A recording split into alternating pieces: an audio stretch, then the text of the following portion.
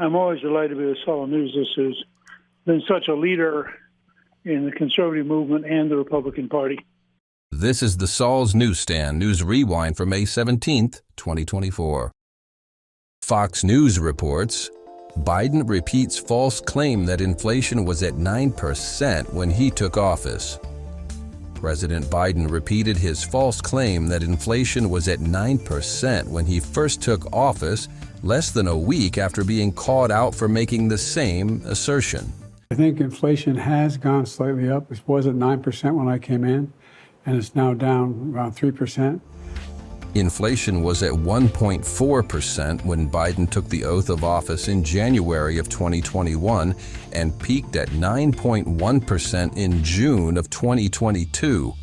It currently stands at 3.5% as of March 2024, which is above the Federal Reserve's target rate of just 2%.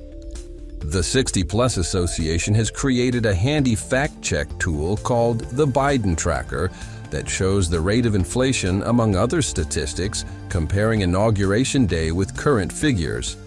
Visit 60plus.org/accountability to get the facts.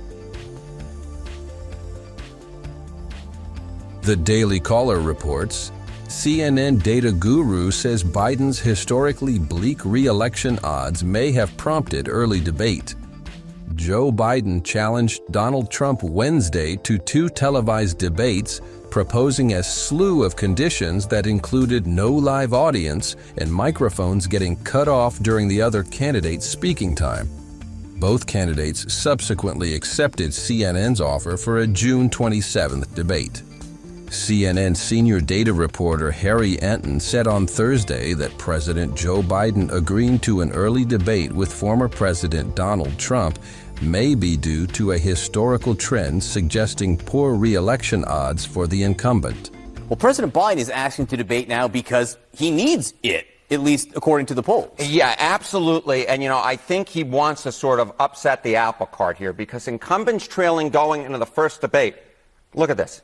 Jerry Ford in 1976, Jimmy Carter in 80, George H.W. Bush in 1992, and Donald Trump, of course, in 2020. What do all 4 of these have in common besides being good-looking men? They all lost re-election. So Joe Biden is trying to say, wait a minute, I look at this history, I don't like this history, I want to change it up a little bit. Maybe if I can get the debates going earlier, maybe if I have a good debate, all of a sudden I can change the polling, because at this point Joe Biden needs something to change, because if it doesn't, he's going to end up like these 4 men on the screen.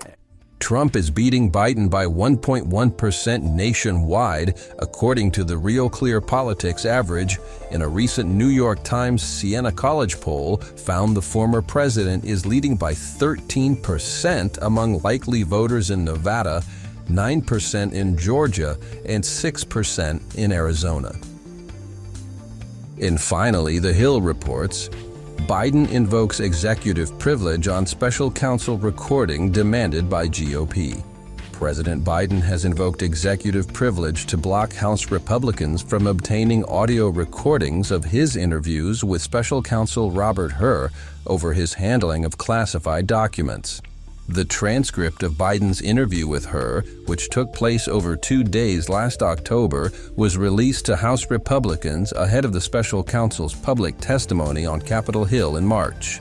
While Hur's 345-page report concluded no charges should be brought against the president, its descriptions of Biden's memory lapses and the description of the president as a, quote, well-meaning elderly man set off a political firestorm. And that was your Saul's Newsstand News Rewind for May 17th, 2024. For more political news faster, visit saulsnews.com.